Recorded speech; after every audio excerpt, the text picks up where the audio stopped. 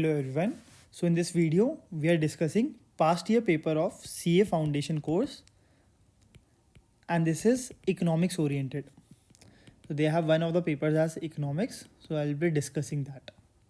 So before analyzing this paper, we'll have three types of questions. Every paper has three types of question: easy, then we have moderate, and then there is a tough question. So in this paper, we'll get to know what is the distribution of these questions. So the cutoff marks in this paper is 50 marks. So for every right answer, you'll get plus 1, and for every wrong, the negative marking is 1 by 4th. So it is minus 0.25. Okay, so starting with the first question, real money refers to. Okay, if you go by the options, you can eliminate real national income. Money demanded at given rate of interest doesn't make any sense. Now we have nominal GNP divided by price level, or nominal money adjusted to the price level. So since it is talking about real money, it is nominal money adjusted to the price level. So related to these concepts, you can study about real GDP and GDP deflator. So I'll mark this as an easy question. Okay. Now the second question, as of 1st February 2021, how many regional trade agreements were in force worldwide?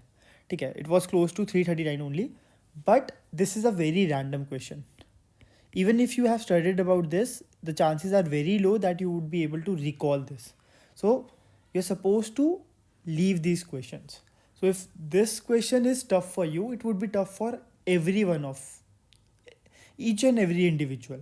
तो ऐसे questions को you can skip it. ठीक है.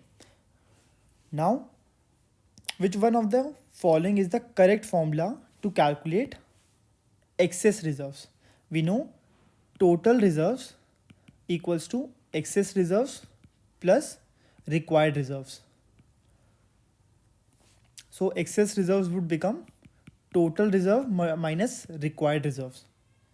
This is plus, so this would be removed, minus. So the answer would be B. And this I would consider as a easy question. Now, coming to the fourth question, what does RBI publish every 6 months? So if you have any idea about this, all of these reports are being published by RBI only. But which report they are specifically talking about, which provides explanation of the sources of inflation and forecasts for the upcoming period of 6 to 18 months. So for this, you need to know about them. If you have any idea about the Monetary Policy Committee, they are focusing on providing explanation of inflation and forecast of inflation. So it is the Monetary Policy Report. Okay. You might not know all these reports, but if you have an idea, you can infer from it. So this type of question would be moderate. Okay, now reverse repo. So you need to know the difference between repo rate and reverse repo rate. Repo rate is the rate at which central bank lends to the commercial bank, and reverse repo rate is the repo rate at which the commercial banks park their funds with the central bank. So repo rate should be less than so reverse repo rate should be less than repo rate. अगर ऐसा नहीं होगा तो commercial bank central bank से तो बोरो करेंगे और उनको ही वही डिपॉजिट कर देंगे अगर रेपो रेट ज़्यादा होगा तो repo rate is reverse repo rate is bound to be less than repo rate. अब इस बार ये क्वेश्चन है तो you should know about liquidity adjustment facility as well and bank rate. Liquidity adjustment के दोनों पार्ट है. Bank rate is for longer duration, this is for shorter duration. Okay, so reverse repo rate is actually repo rate minus 1%. So this is an easy question. So far, easy we have 3, moderate 1, easy, moderate, tough we have 3, 1, 1. Now what does TRIPS stand for? So if you have any idea about WTO, you must have studied about TRIPS. TRIPS is trade related aspects of intellectual property rights. So I'll mark this as an easy question. If it is expected that you must have studied for this. Okay. Now the seventh question. Suppose the exchange rate between INR and EUR changes from one EUR equals to 80 to 1 EUR equals to 85. So equals to 80 to 1 EUR equals to 85. This means with 80 rupees you could have purchased 1 EUR worth of goods. Now with 85 rupees you are going to purchase 1 EUR worth of goods. So which means your currency has actually depreciated against the other currency. So in this case INR has depreciated. Okay. Now look at these options. Even if you don't know, only one of them is correct. So INR has appreciated or EUR has depreciated is the same thing. So both cannot be right. तो ये दोनों तो eliminate ही हो गए. Although the answer is this, if you know it is good, but you can eliminate these two options क्योंकि both of them are saying the same thing. तो दो answers तो नहीं हो सकते. Okay, so I'll mark this if you know the concepts. Okay, ठीक है. It is a moderate question. So here you need to know depreciation, devaluation, appreciation, revaluation. You should know these things. Okay, principle of absolute advantage. Refer to. For this, you need to know relative advantage as well and who propounded all these theories. Okay, the theory of relative advantage and the theory of absolute advantage. Now, first option, the ability to produce a greater quantity of a good using the same amount of resources as competitors. Okay, makes sense. The ability to produce a greater quantity of a good using fewer resources. Okay. The ability to produce a lesser quantity. So if we are talking about a lesser quantity, it would not be advantage. So we will remove this. The ability to produce a greater variety. So the answer in this case would be a greater quantity of goods using fewer resources. That would give you the advantage. Now, the ninth question. So absolute advantage would be easy one only. Now talking about NAFTA is a trade agreement. Okay, I'll mark this as tough because it is not expected that you might have studied this. So now since they have talked about NAFTA, you need to know about 2-3 more institutions like BRICS. BRICS is important. And then there are various SAARC. This is a very important institution. India is a part of this. So just remember there are 5-6 members of it. Even Pakistan is also part of this. So you need to know about the members of these countries. So NAFTA is a trade agreement between US, Canada and Mexico. Okay. So we have 5 easy, 2 moderate, 2 tough. Easy, moderate, tough. 5 easy, 2 moderate, 2 tough. Okay. Now moving to the next question. A tariff which a WTO member binds itself with a legal commitment. A WTO member binds itself with a legal commitment not to raise tariff rate above a certain level is known as. Now, since the member is binding itself, and if you look at the option, applied tariff, specific tariff, most favored tariff, bound tariff sounds the most suitable because the member is binding itself. This you might not have studied, but you need to logically think from the question itself. So I'll mark this as a moderate question. Okay. You must have studied about. Now moving to the next part. That which of the following is covered under technical barriers to trade? So, okay, when they're talking about WTO, you need to know countervailing subsidies.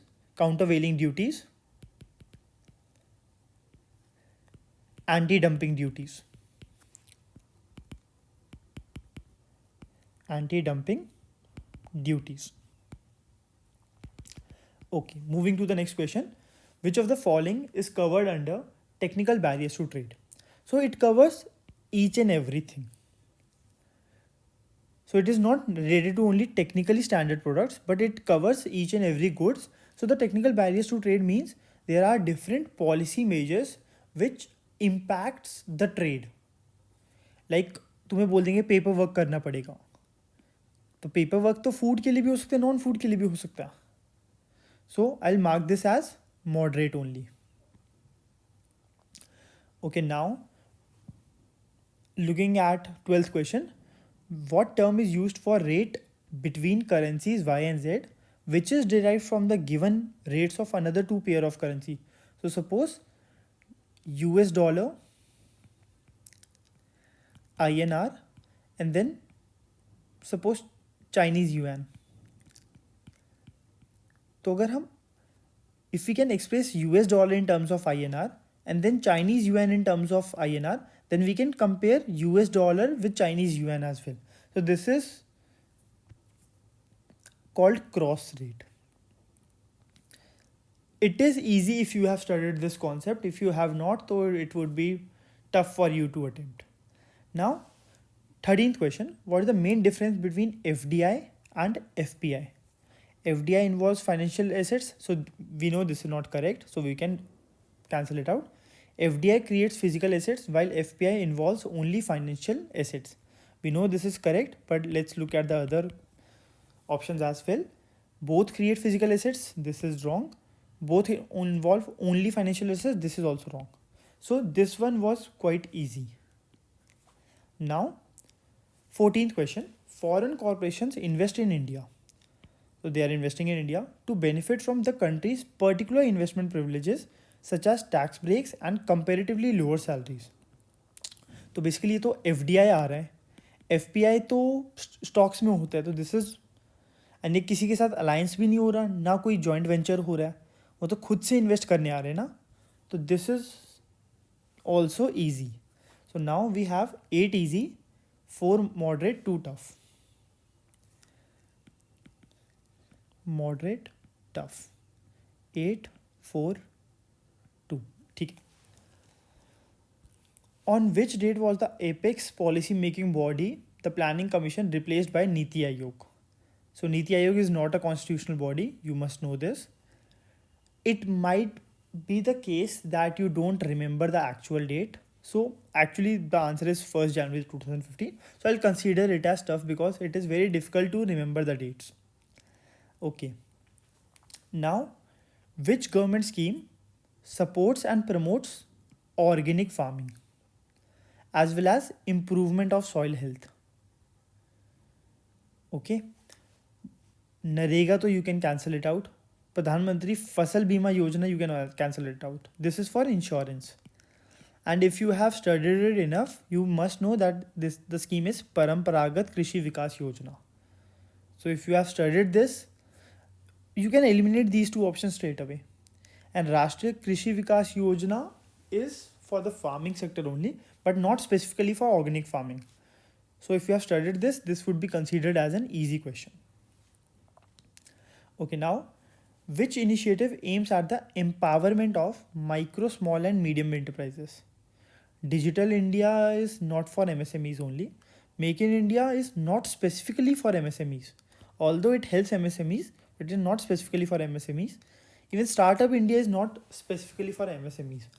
Udyami Bharat, they have launched this for the empowerment of the MSMEs. Okay, so I'll mark this as a moderate question only.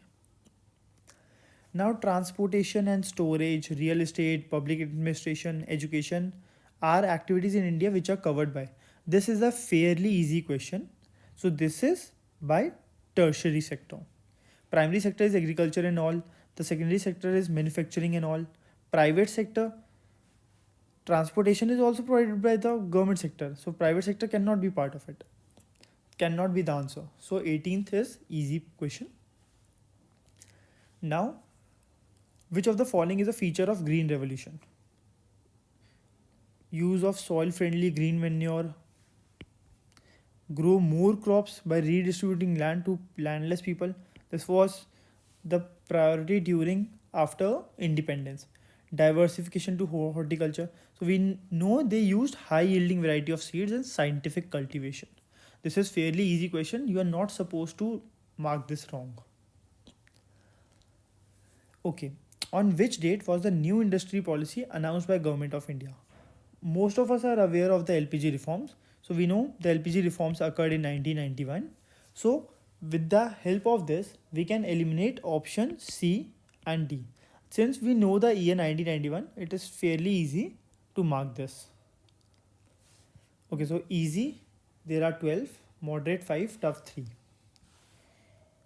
Easy 12, moderate 5, tough 3. So 21. Okay. Which of the following statement is true in relation to the objective of the National Data and Analytics Platform? To ensure data security, there are certain and other already initiatives. So it is highly expected you must not have heard about this. And it is not feasible to convert all government data in electronic form. To formulate a national cyber security law, if you're formulating a national cyber security law, तो data national data and analytics platform की need नहीं होगी. ठीक है, the answer is A, to facilitate and improve access to Indian government data. But I'll consider this as tough because most of you might not have heard about this. Okay, the Indian development update. So I'll tell you a trick. This report, it is very difficult to remember all these reports, but most of the time if a report comes, it is given by World Bank only. So I'll mark this as tough because this is very random question. Okay, now moving to 23rd question. Full form of DPIIT. So I'm expect you, because the options are very similar: industrial, industry, internal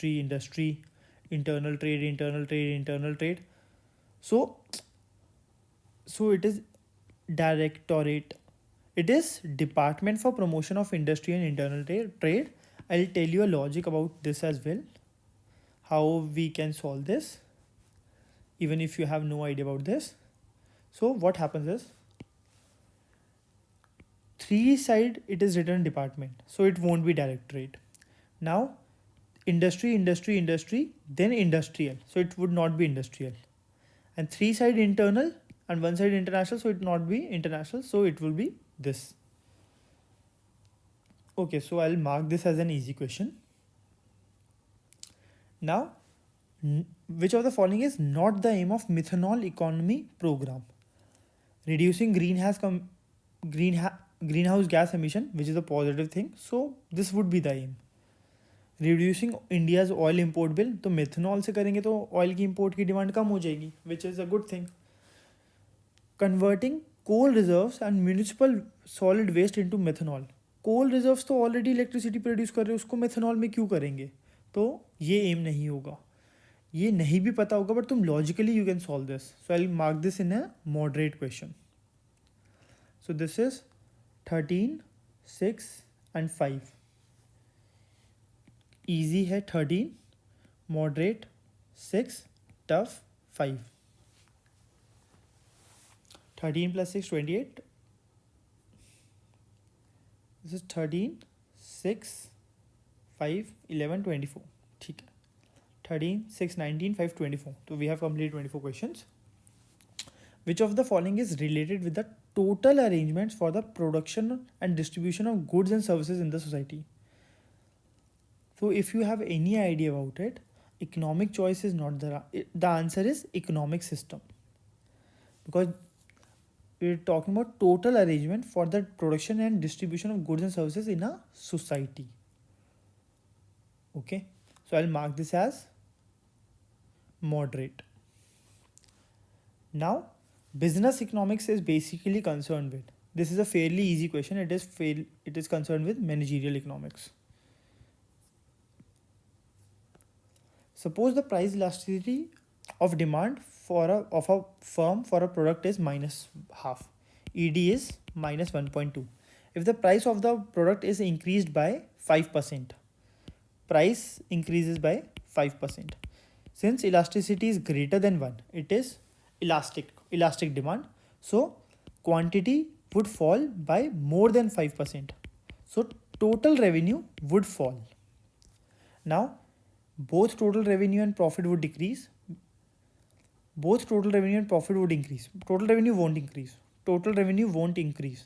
So the total revenue the total revenue would definitely fall, but profit may or may not increase, because it depends whether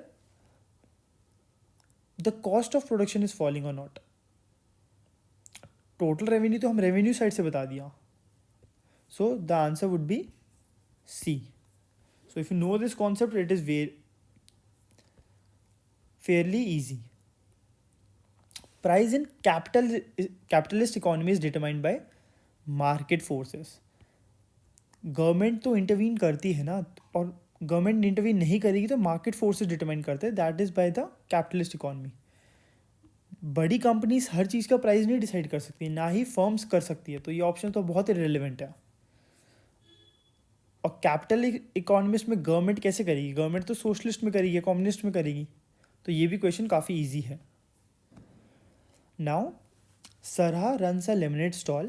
Her decision-making process involves assessing the demand for lemonade, pricing strategies, and maximizing her profit within the limited scope of her small business. Which level of the economy does Sarah's lemonade stall represent? This cannot be a global economy, macro economy, national economy. This is a micro economy. This is a very fairly simple question. In which economy the material means of production, factories, capital, mines, etc. are owned by the whole company, represented by the state. Are owned by the whole community, represented by the state. This happens in a socialist economy, not in a mixed economy, not in a communist economy. And this is also fairly simple. So basically we have 5, 18, 7, then 5. Moderate, tough, 5. Now Mr. X and Mr. Y are rich rivals, and in a party Mr. X wears an expensive dress, and on seeing it Mr. Y, who also has the same dress, decides to reject the use of the same dress further. तो basically दोनों ने expensive dress ली, but since दूसरे बंदे ने already dress पहन रखी है, तो वो खुद बंदा अब कहेगा कि मैं दूसरी एक्सपेंसिव ड्रेस लूँगा, मैं सेम नहीं पहन सकता. तो अगर ये पढ़ रखा होगा, ये स्नोब इफेक्ट होता है. बैंड वैगन इफेक्ट होता है कि जब दूसरे भी पहन रहे तो मैं भी पहनूंगा. और स्नोब इफेक्ट होता है अगर ऑलरेडी किसी के पास एक है तो मैं नहीं पहनूंगा. वेबलेन इफेक्ट होता है कि जैसे जैसे उसके प्राइस बढ़ेगा we will demand more of it, क्योंकि हम थोड़ा प्रेस्टीजियस दिखेंगे. तो इसका आंसर, तो बेसिकली डेमोन्स्ट्रेशन इफेक्ट तो नहीं होता कुछ भी चीज़. तो बैंड वैगन इफेक्ट समझ आ गया, वेबलेन इफेक्ट समझ आ गया, स्नोब इफेक्ट समझ आ गया. ठीक है.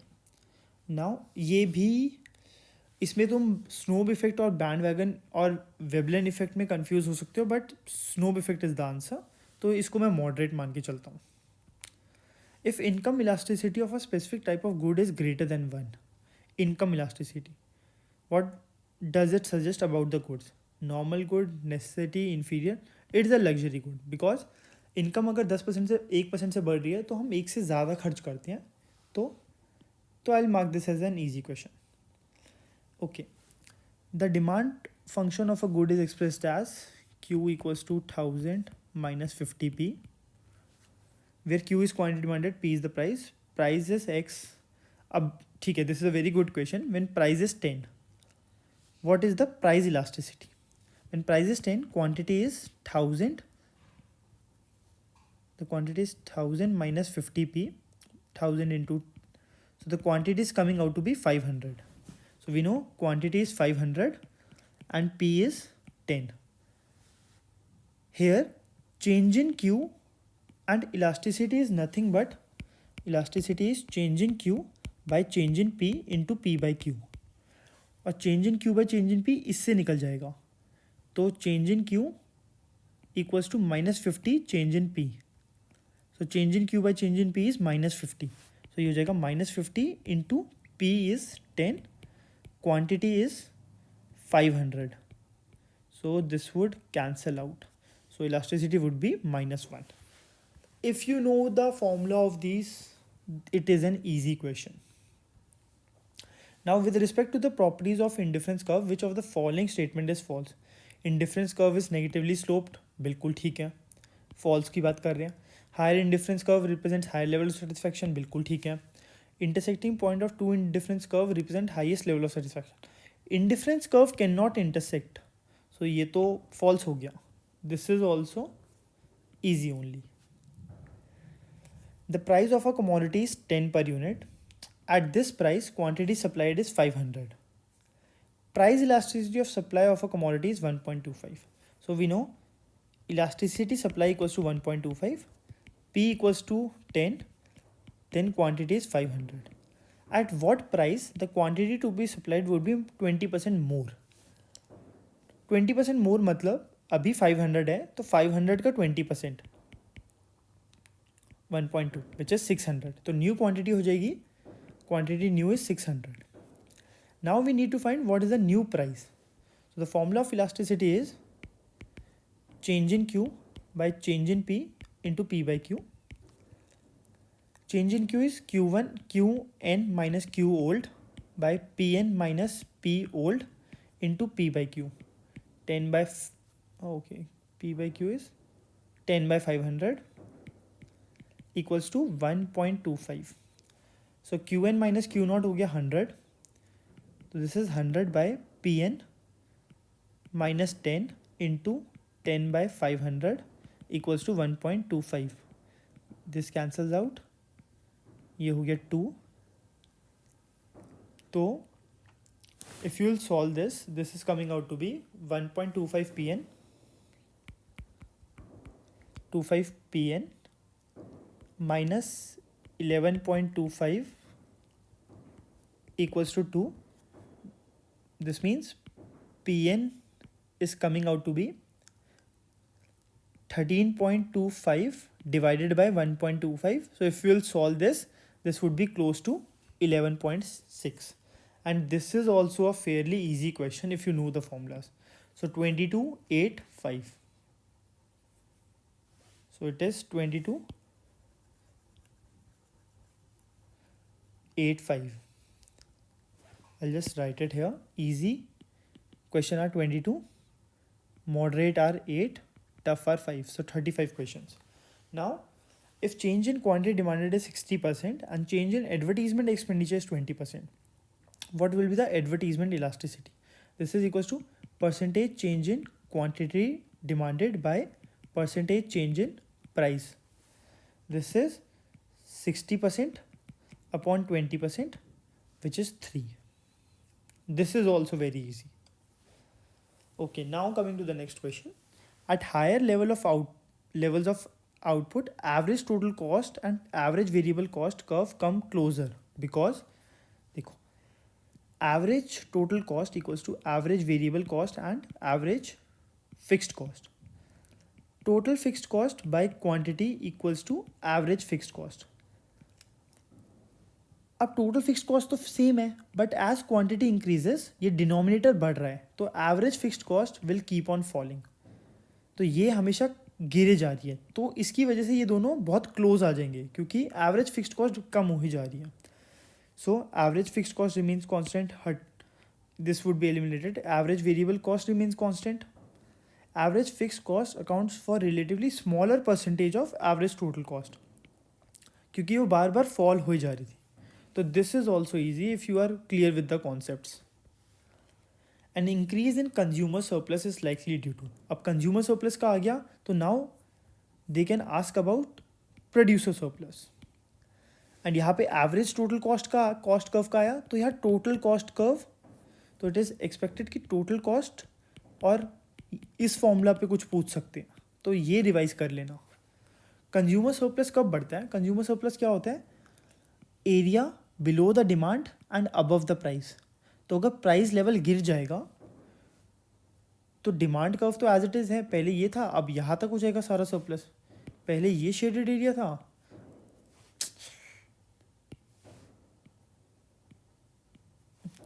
पहले रेड में शेडेड एरिया था। हाँ ठीक है, इनिशियली सपोज प्राइस P0 था, अब P1 हो गया।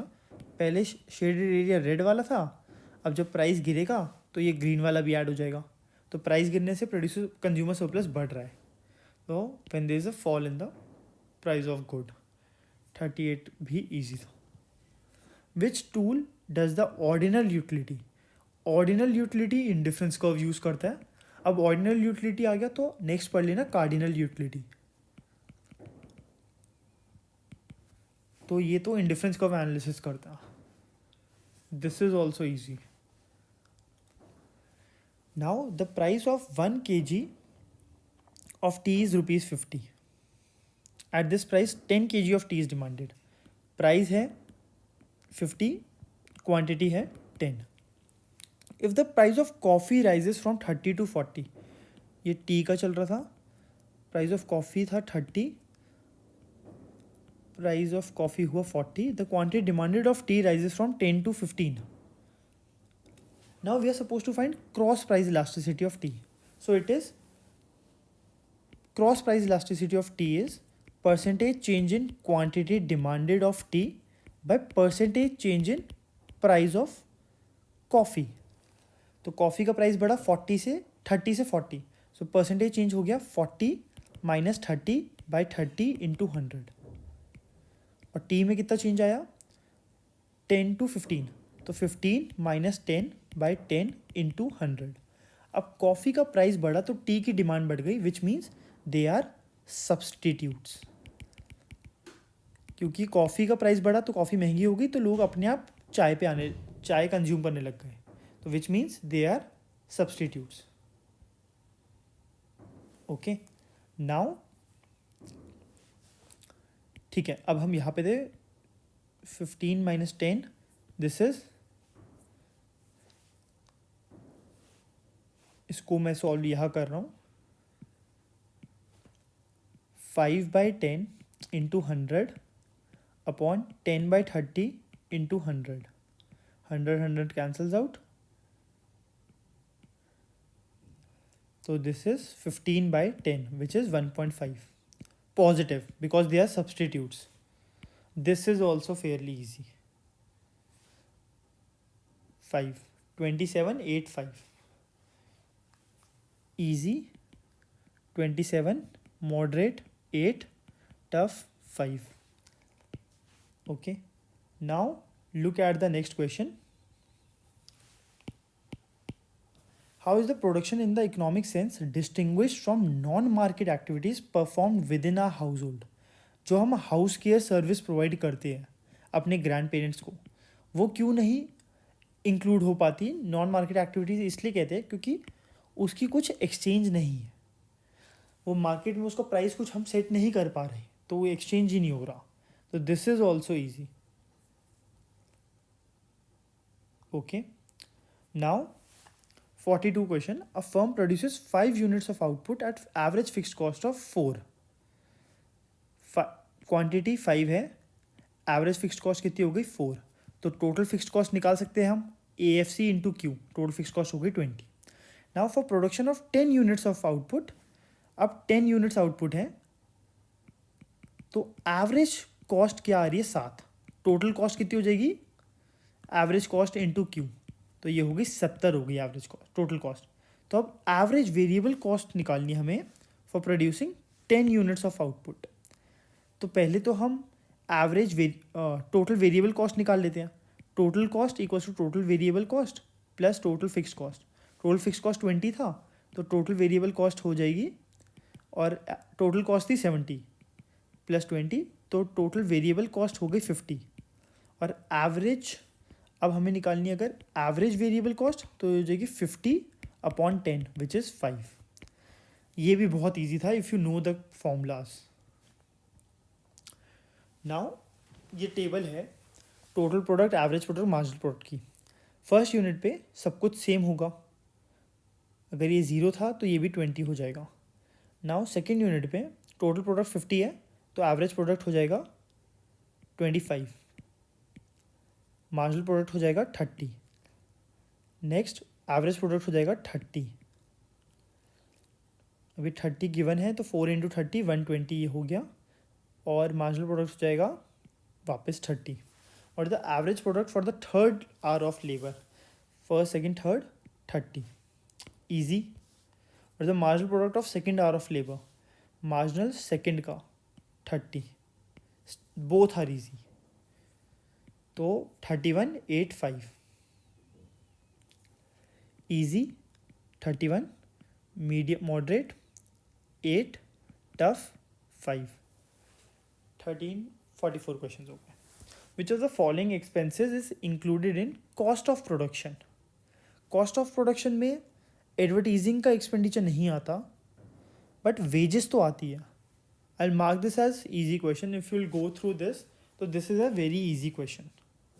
Okay, now looking at this question, we are supposed to find total amount of sunk cost. sunk cost तो रेंट होता है हमारा पक्का, राइट और जो हम रिसर्च एंड डेवलपमेंट में पैसा खर्च कर चुके हैं। फ्यूल एंड पावर तो हमारा संक कॉस्ट नहीं होता, वो वेरिएबल कॉस्ट होता है। अगर प्रोडक्शन होगी तभी फ्यूल एंड पावर की नीड आएगी, तो एडवर्टीजमेंट भी हमारा संक कॉस्ट नहीं होता, ये तो हम अपने हिसाब से करते हैं। वेजेस भी हमारा वेरिएबल कॉस्ट होता है, अगर प्रोडक्शन करनी है तो लेबर को हायर करो, तो रेंट और ये, तो आंसर हो गया सी। ठीक है, इसको भी मैं मॉडरेट मान लेता हूँ। Now when does the law of variable proportion और law of diminishing returns become relevant? ये तब होता है जब शॉर्ट रन में one factor is fixed, at least one factor is fixed. तो शॉर्ट रन में होता है तो ये ऑप्शन हट गया, ये हट गया, only when all factors are variable ये भी हट गया, तो आंसर आ गया ए। तो this is fairly easy only. Now what are the primary characteristics of decreasing returns to scale? ये बहुत ईजी क्वेश्चन है, क्योंकि total output first increase at increasing rate, then increases at decreasing rate, ये diminishing return वाला point आ जाता है। फिर then finally falls, total output increases at decreasing rate, ये भी ईजी हो गया। What term is used to describe costs that remain fixed over a certain range of output but suddenly jump to a new higher level when output goes beyond a given limit? ठीक है, ये ऐसा question है, ये तुमने कहीं बहुत कम chances है कि पढ़ा होगा, बट बाकी जो चीज़ें हमने पढ़ रखी है, we know about variable cost, तो वेरिएबल कॉस्ट तो ऐसा नहीं होता। वो कह रहे कॉस्ट अगर आउटपुट तुम 100 तक प्रोड्यूस कर रहे हो तो कॉस्ट ठीक चल रही है, फिर 100 से जैसे ही ज़्यादा कर रहे हो तो एकदम से कॉस्ट बढ़ जाती है, तो ये वेरिएबल और संक कॉस्ट तो नहीं होगा। तो अगर तुक्का मारना तो इन दोनों में से मारोगे, बट अब वो कह रहे कि सडनली जंप, तो स्टेयर वाला ज़्यादा तुक्का मारना सेंस लगता है, क्योंकि उस पर एकदम से बढ़ जाता है। ठीक है, तो इसको तो मैं टफ क्वेश्चन मान के चलूँगा, ये नहीं पढ़ रखा होगा। तो अब हो गए 34, 9, 6।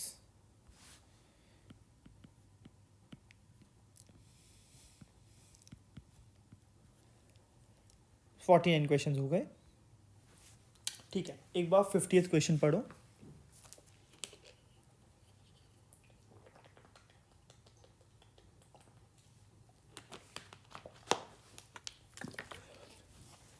ठीक है, विच markets covers a wider area such as few adjacent cities, part of states or a cluster of states? International market तो बाकी कंट्रीज़ को लेने लग जाती है, नेशनल मार्केट तो पूरे ऑल ओवर इंडिया होगी, लोकल मार्केट तो बहुत पास मतलब बहुत छोटी जगह में होगी, तो रीजनल मार्केट हो जाएगी, क्योंकि पार्ट ऑफ स्टेट्स भी आ रहा है, क्लस्टर ऑफ स्टेट्स भी आ रहा है, तो ये इजी क्वेश्चन मान रहा हूँ मैं।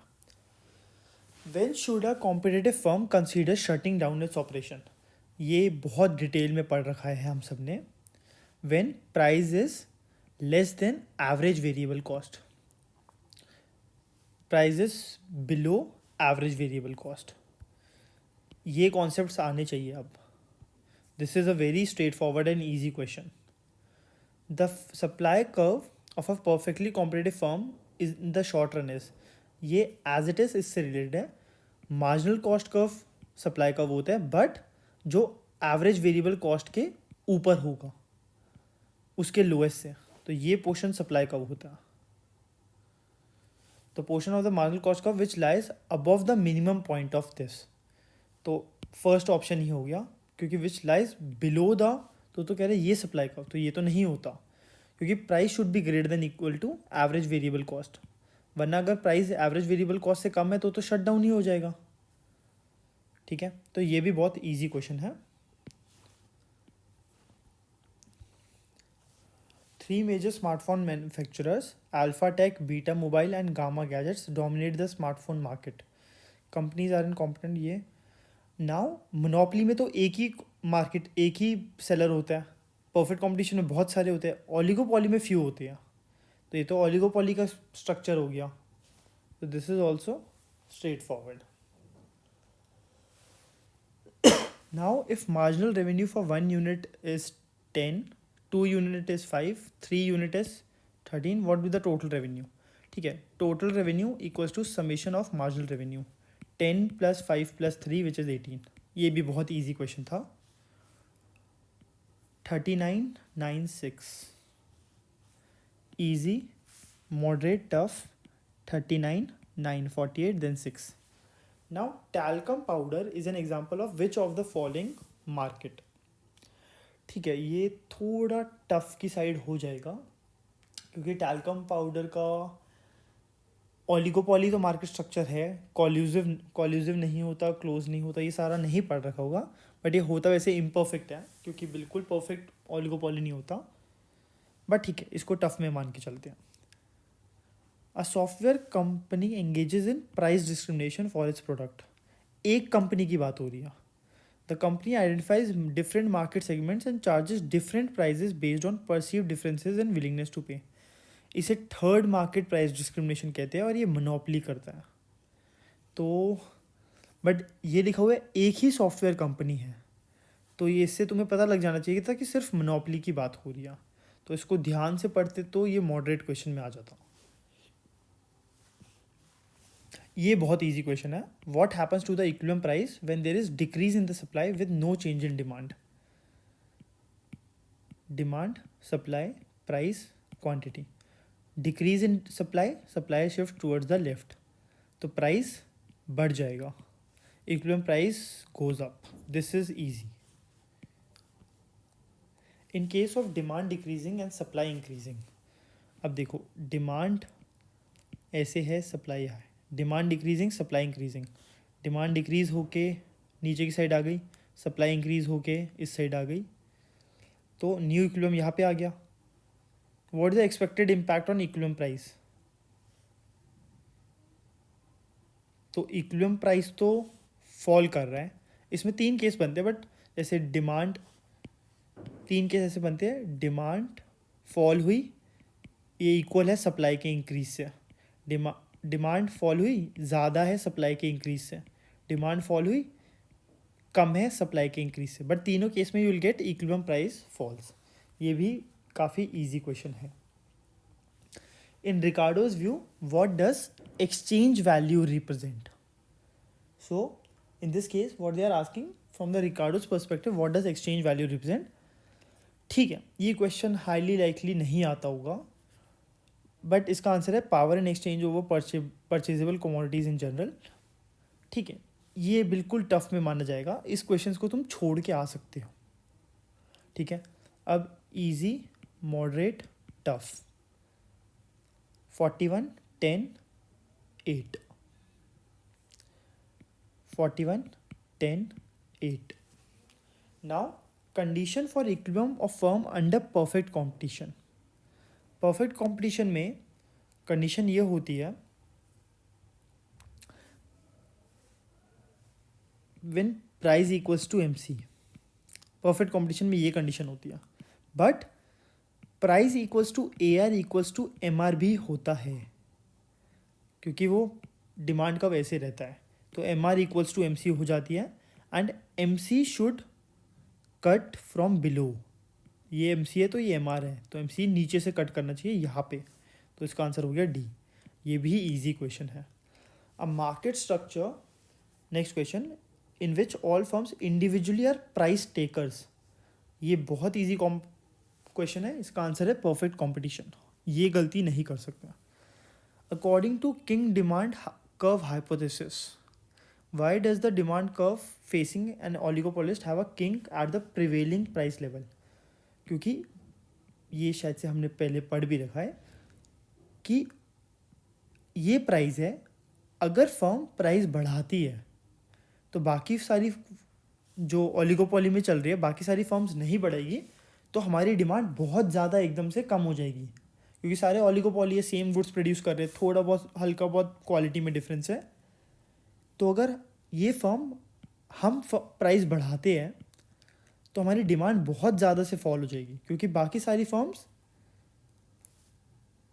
प्राइस नहीं बढ़ा रही, उनका गुड सस्ता हो जाएगा.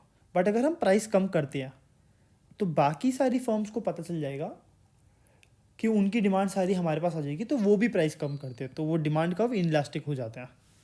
तो ठीक है, अगर ये क्वेश्चन नहीं भी आता, बट ऑप्शन देखो, to make the demand curve visually interesting, इसका कुछ सेंस बन रहा है कि ग्राफिकली अच्छा लग रहा है इसलिए बना दिया, ये ऑप्शन एलिमिनेट हो गया. It is a graphical error in the representation, कुछ सेंस नहीं बन रहा. To create confusion among competitors, इसका भी सेंस नहीं बन रहा. अगर ये क्वेश्चन नहीं भी आता तब भी ऑप्शन एलिमिनेट करके हो जाता है ये ईजिली सॉल्व. तो इसको मैं ईजी में ही बोलूँगा, क्योंकि अगर तुम ढंग से पढ़ोगे तो ये हो जाएगा. A market structure in which there is only a single buyer and a single seller, दोनों है, बायर भी एक है सेलर भी एक है, तो इसे कहते हैं बाइलेटरल मोनोपोली. मोनोपसोनी को पढ़ जाना. मोनोपसोनी क्या होता है कि when there is only a single buyer. Duopoly में क्या होता है, when there are two producers two sellers और टू सेलर्स और टू सेलर्स. मोनोपसोनी में होते हैं ओनली वन बायर. ठीक है, ये भी इजी में ही आएगा. Monopolistic competition is characterized by, few sellers तो नहीं होते, ये तो पता है हमें, मेनी सेलर्स होते हैं. आइडेंटिकल प्रोडक्ट्स नहीं होते, आइडेंटिकल हो गए तो वो परफेक्ट कंपटीशन बन जाएगा, तो वो डिफ्रेंशिएटेड प्रोडक्ट्स होते हैं. ठीक है, ये भी इजी में आ जाएगा. 46 10 8, easy, moderate, tough. 46 10 8. Now consumption of a given as C equals to this, investment is this, what will be the equivalent level of national income. तो ये अपने आप ही टू सेक्टर इकोनॉमी हो गया. तो C plus I, y equals to C plus I. This implies y equals to 30 plus 0.5y plus 12 plus 0.15y. तो 0.65y, 0.35y equals to 42. Now y is 42 upon 0.35. So if you will use this with the help of a calculator, you will find that the value of y is coming out to be 120. So this is also easy. Which of the following refers to the mixed income of the self-employed. Mixed income मतलब बहुत सारे factor से आ रही है, but उसको खुद नहीं पता किस फैक्टर से आ रही है. तो this is combined factor payments which are not distinguishable. ठीक है, this is also easy. Disposable personal income. So this is, so look at the B part, the total income earn by individual before taxes. तो before taxes तो नहीं हो सकता. Total savings accumulated by individuals, ये भी नहीं हो सकता. डिस्पोजेबल पर्सनल इनकम वो होता है जो सारी इनकम जो टैक्स और नॉन टैक्स पेमेंट्स करने के बाद जो उसके पास रहती है. तो आइदर तो जो इनकम बची, जो डिस्पोजेबल इनकम बची, तो उसको या तो कंज्यूम करेगा या सेव करेगा. तो answer is a. This is also easy if you know the concept of disposable income. The ratio between nominal GDP and real GDP, ये हमने पहले भी, फर्स्ट क्वेश्चन भी यही था. तो nominal by real is the GDP deflator. Nominal by real is GDP deflator. तो ये देखो, सेम क्वेश्चन 2 बार आ गया, तो ये इंपॉर्टेंट होगा डिफ्लेटर. देखो फिर डिफ्लेटर का क्वेश्चन आया, 3 बार जीडीपी डिफ्लेटर का क्वेश्चन आ गया, तो ये तो टॉपिक बहुत अच्छे से पढ़ना पड़ेगा. Of a so GDP deflator 2020 में था 140, 2021 में था 157.73। इन्फ्लेशन रेट कितना था 2021 में? तो इन्फ्लेशन रेट होता है 2021 का जीडीपी डिफ्लेटर इन 2021 माइनस जीडीपी डिफ्लेटर इन 2020 अपॉन जीडीपी डिफ्लेटर इन 2020 इंटू 100। तो ये हो गया 157.33 माइनस 140.75 अपॉन 140.75 इंटू 100। तो इसको सॉल्व करोगे तो इसकी वैल्यू आएगी क्लोज टू दिस 69 का भी। तो ये इजी है अगर तुम्हें जीडीपी डिफ्लेटर का क्वेश्चन कॉन्सेप्ट आता है। Now if GDP at market price, हमें क्या गिवन है? जीडीपी एट मार्केट प्राइस 6700 और डिप्रिसिएशन गिवन है। तो एनडीपी, तो ग्रॉस में से डिप्रिसिएशन माइनस करेंगे तो एनडीपी आ जाएगा, एनडीपी एट एमपी। तो -530, तो ये हो गया 6170। ये तो बहुत स्ट्रेट फॉरवर्ड इजी क्वेश्चन था, इसको फिर भी टफ कह सकते हैं, बट अगर ये कॉन्सेप्ट भी आता है तो ये भी इजी है। तो 52, इसमें एक और बढ़ गया 52, 10, 8। easy 52, moderate 10, tough 8. Now in a three sector model of a closed economy, what are the three components of aggregate demand? Aggregate demand के तीन components क्या होते हैं? C plus I plus G। Fourth होता है net exports, but three sector है तो C plus I plus G। Exports तो नहीं हो सकता, सेविंग्स ये भी नहीं हो सकता, कंजम्पशन, इन्वेस्टमेंट, गवर्नमेंट, तो सी हो गया इसका। ये भी इजी था।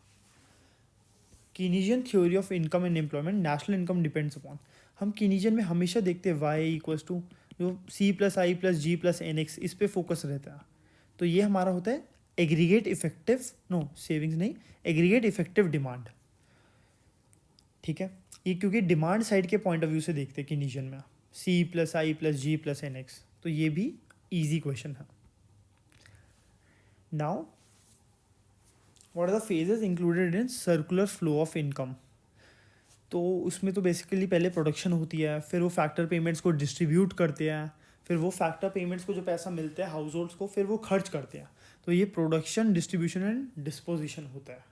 ठीक है, इसको मैं मॉडरेट मान लेता हूँ, बिल्कुल एग्जैक्ट याद नहीं होगा ये। Which of the following is not the limitation in the computation of the national income? ये नॉट पेपर में मिस नहीं करना। तो सर्विसेज ऑफ ड्यूरेबल गुड्स तो लिमिटेशन थोड़ा ही है, तो यही आंसर हो गया, क्योंकि difficulty of incorporating the distribution of income ये तो है problem. Quality improvements due to technological innovation को भी नहीं लिख सकते, ट्रांसफर पेमेंट्स में भी दिक्कत आती है, but services of durable goods में तो क्या ही दिक्कत आएगी। और ट्रांसफ़र, इसको भी हम, ये भी लिमिटेशन नहीं होगी क्योंकि हम इसको भी इनकॉर्पोरेट कर सकते हैं, बट ड्यूरेबल गुड्स में हम डिप्रिसिएशन लगा सकते हैं। ठीक है, तो ऐसे क्वेश्चंस में दोनों में से दोनों रेलेवेंट हो गए, तो इनमें से किसी एक पे गेस करोगे तो मेक सेंस। तो इसको भी मैं मॉडरेट मान रहा हूँ। Which method measures the contribution of each producing enterprise? अब प्रोड्यूसिंग एंटरप्राइज का देखते हैं। तो expend in the domestic territory of a country over an accounting year by consolidating production. तो ये प्रोडक्शन कैसे चल रहा है of each industry less intermediate purchases. Income से नहीं होगा, एक्सपेंडिचर से नहीं होगा, तो ये वैल्यू एडेड से हो जाएगा। ये तो इजी क्वेश्चन था। 53, 12, 8। 53 मॉडरेट, 12 टफ, 8। एक सेकेंड, 53 और 3 हुआ, 55, 12, 8। Sorry, this is 55। अब देखो, what will the GDP at MP? GNP at MP दे रखा है, तो हमें पता है जीएनपी एमपी नेशनल है, तो इसमें से net factor payments from abroad minus करेंगे, एनएफआईए माइनस करेंगे, तो हमें मिल जाएगा जीडीपी एट एमपी। ये बेसिक फॉर्मूलाज है, अगर याद है तो 1100 माइनस 200, तो आंसर आ गया 900। ये मैंने नहीं मार्क कर रखा, ये गलत है, 900 आंसर आ गया। ठीक है, Now, not a correct formula to calculate NNP at MP. Not a correct. ये इजी क्वेश्चन था ऊपर वाला. हाँ, NDP plus net factor income करेंगे तो ये NNP हो जाएगा. GNP से डिप्रिसिएशन करेंगे तो NNP हो जाएगा. ये भी ठीक है, ये भी ठीक है, क्योंकि नॉट है ना. GDP at MP plus net factor income from abroad तो ये हो जाएगा GNP at MP minus depreciation तो ये NNP एट MP हो जाएगा. बट ये तो नहीं होगा. NDP एट MP में NFIA ऐड करोगे तब जाके NNP एट MP बनेगा, तो डिप्रिसिएशन तो आएगा ही नहीं. तो ये भी इजी क्वेश्चन था.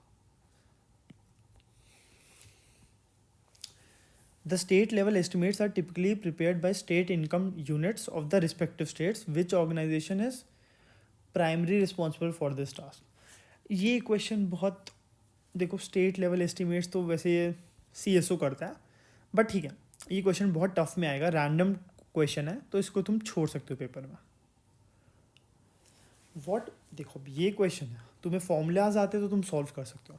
What will the total income if the value of APC is 0.45 and total consumption is 900. तो APC होता क्या है? APC होता है total consumption by total income. ये चेंज इन कंजम्पशन नहीं है, वो MPC होता है. MPC होता है change in consumption by change in income, but ये total consumption by total income है.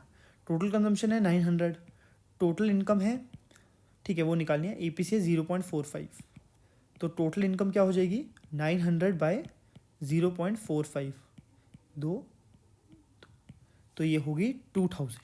ये इजी क्वेश्चन था, तुम्हें बस फॉर्मूला पता होना चाहिए. 58 12 9 इजी 58, मॉडरेट 12, टफ 9. अब ये क्वेश्चन पढ़ो. During what time the production of weapons and arms etcetera increase and most of the resources of the country are diverted for their production. तो ये तो वॉर के टाइम पे होगा ना, कि तुम वेपन ज़्यादा प्रोड्यूस करने जाओगे. इन recovery phase of business cycle the process of reversal is initially felt in, ये लेबर मार्केट में होता है. ठीक है, चलो इसको मॉडरेट मान लेते हैं. अब ये Sara is considering purchasing a used car from a private seller named John. John claims that the car is in excellent condition and has never been in an accident. However, John is aware that the car had significant damage in the past. तो मतलब John seller है car का, John को पता है कि car की quality ख़राब है, सरा को नहीं पता कार की क्वालिटी क्या है. तो ये पढ़ चुके हैं, मतलब ये लेमन्स प्रॉब्लम होती है जो कार की प्रॉब्लम करती, कि क्योंकि सेलर के पास ज़्यादा बेटर इन्फॉर्मेशन है about the quality of the car और बायर के पास नहीं है, तो वो अपनी बेकार कार को अच्छे प्राइस में बेच पाता है. तो ये सिंस हमने पढ़ा हुआ है तो ये इजी कॉन्सेप्ट है.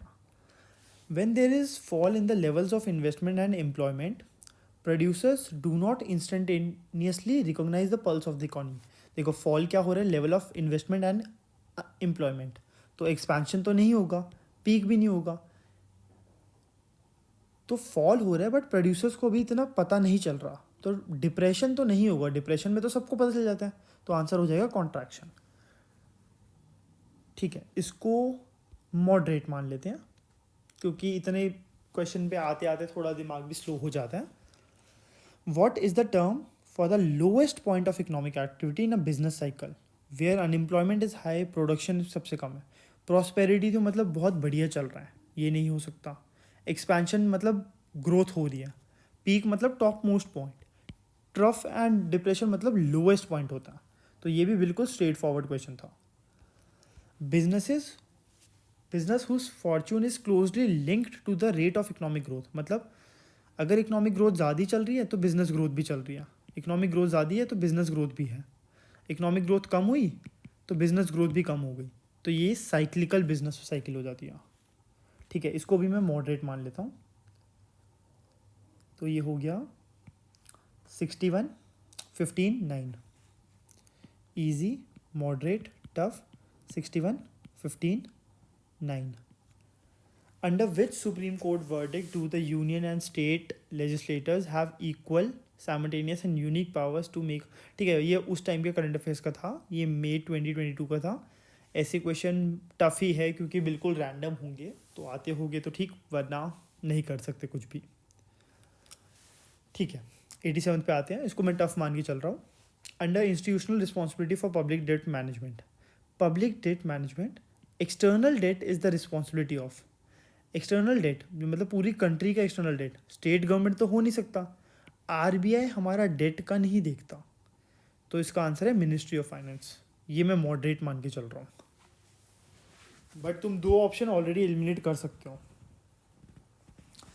नाउ 88, प्राइमरी डेफिसिट इज 20,000, ये net interest liabilities 3,500। Physical deficit क्या होगा, हमें पता है primary deficit is physical deficit minus interest payments.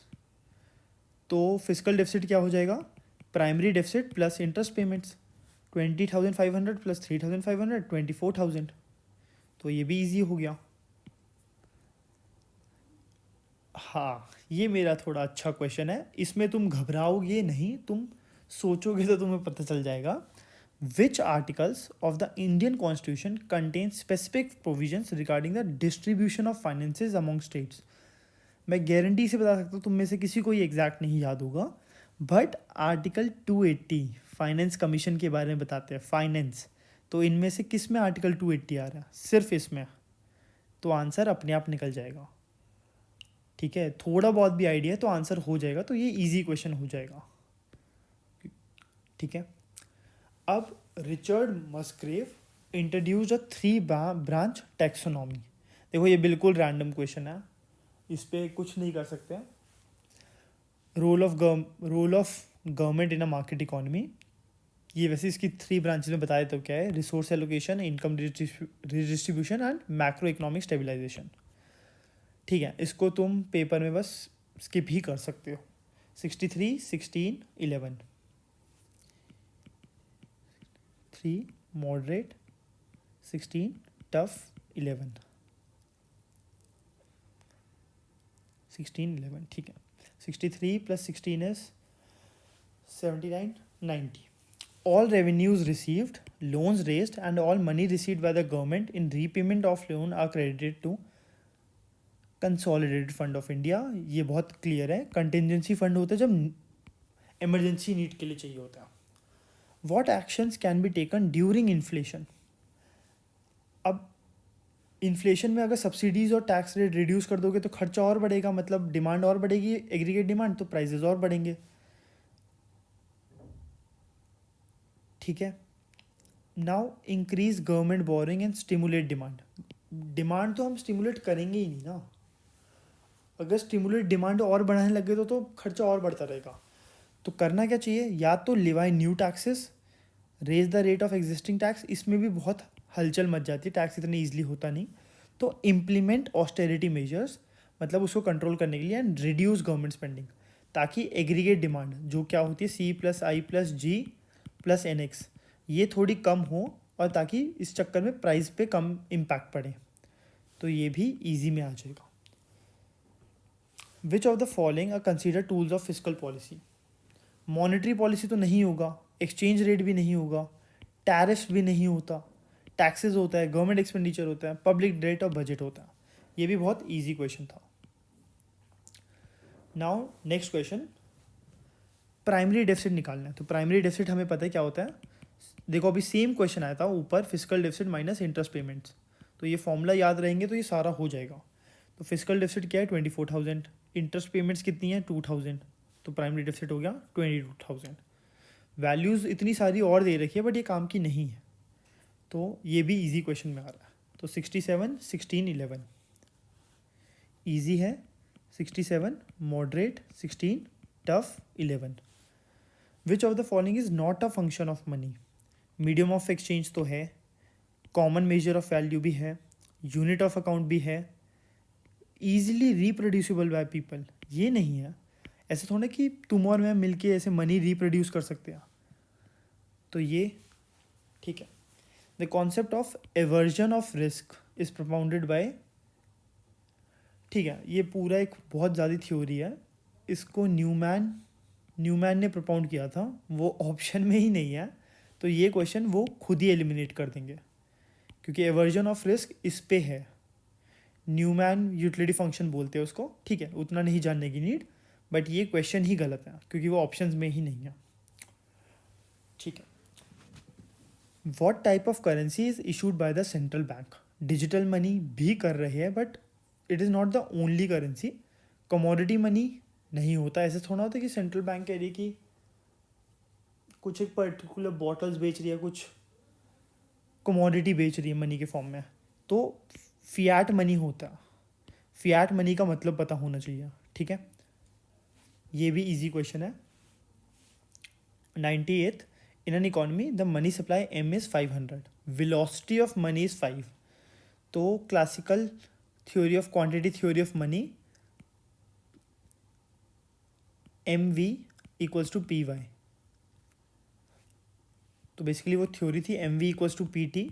तो ट्रांजेक्शन को हम मनी के इनकम के बराबर ले लेते थे, तो हो जाता M V equals to P Y. तो एम है 500, वी है 5, ट्रांजेक्शन है 1000। अब वो पूछ रहे प्राइस लेवल क्या होगा, ये है 500 करोड़, 10,000 इंटू प्राइस, तो ये हो गया 2500 crore equals to 10,000 into price. 2 cut गए, 2 कटा 4, 1 crore by 4 equals to price, तो हो गया प्राइस 25 लाख, ठीक है। कोई थ्योरी आती है तो ये क्वेश्चन भी इजी हो गया। If the monetary base in an economy is, monetary base क्या होता है, currency plus reserves is 250 crore through an open market operation में, the money supply is 100 crore. Money supply क्या होता है, करेंसी प्लस डिमांड डिपॉजिट्स, ये हो गए 1000। तो मनी मल्टीप्लायर क्या होता है, monetary money supply upon monetary base which is 1000 upon 250, तो मनी मल्टीप्लायर आ गया 4। ये भी इजी क्वेश्चन है। If the reserve ratio is 0.1 and there is an increase in the reserve by 1000, what will the change in the money supply? तो money multiplier तो ये होता है सी डी, ठीक है, C D plus R R, C D plus R are plus E R, but since C D इन्होंने नहीं दे रखा तो ये ज़ीरो हो गया, एक्सेस रिजर्व नहीं दे रखे ज़ीरो हो गया, करेंसी टू डिपॉजिट नहीं दिया ज़ीरो हो गया, तो ये हो गया 1 अपॉन आर आर, और आर आर 0.1 है और रिजर्व्स कितने से बढ़े थे, 1000 से, तो ये 10,000 से मनी सप्लाई बढ़ जाएगी। तो ये भी इजी क्वेश्चन हो गया। तो टोटल इजी क्वेश्चन हो गए हमारे 72, मॉडरेट टफ, मॉडरेट हो गए 16, टफ हो गए 11, और एक क्वेश्चन वो गलत था तो वो नहीं आ रहा, ठीक है। अब देखो पेपर के टाइम पे इस 72 में से, चलो किसी को 72 लग रहा है, किसी के लिए 65 हो गई है, तो साथ यहाँ बढ़ जाएगा 23 और 11। ये 65 में से तुम सिली मिस्टेक्स भी करोगे, ह्यूमन नेचर है, होगी, बट 57 तक क्वेश्चन ठीक हो रहे हैं तो बहुत अच्छा स्कोर है। मतलब इजी में से 57 तो ठीक होने चाहिए और 8 अगर सपोज गलत हो रहे हैं, ठीक है। मॉडरेट में से 23 क्वेश्चन है, तो मैं मान के चल रहा हूँ अगर तुम अटेम्प्ट कर रहे हो तो चलो 10 सही हो रहे हैं और 13 गलत हो रहे हैं। टफ वाले सारे 11 के 11 छोड़ भी सकते हो। स्कोर देखो क्या बन रहा है, 57, यहाँ पे 57 इंटू 1 57 हो जाएगा, और पहले सही का देख लो, +10 67, और गलत कितने हुए, 8 और 13 21 गलत का मतलब 5.25 गलत, तो ये हो गया -5.25, ये हो गया 61.75। ये मैं बता रहा हूँ जब तुम इजी भी 8 गलत करके आ रहे हो, अगर तुम ये 8 भी सही करके आओगे, वैसे इजी 72 थे, मैंने 65 लिया, 65 लिया मैंने लोअर लिमिट, मैं सबसे लीस्ट अमाउंट ऑफ मार्क्स बता रहा हूँ कितने आने चाहिए। 72 थे वैसे इजी, चलो ठीक है। ये 8 भी अगर सही करके आ रहे हो, मतलब 65 सही करके आ रहे हो, तो पहले 8 नंबर तो बढ़ेंगे और 2 और बढ़ेंगे जो नेगेटिव से हटे, तो 71.75 तो ठीक है। 65 से 70 is a decent score in this paper. अगर तुम्हारे कॉन्सेप्ट्स अच्छे से कर रखे तुमने प्रैक्टिस, तो you can score anywhere above 80। This is easily achievable. ठीक है, ओके, थैंक यू।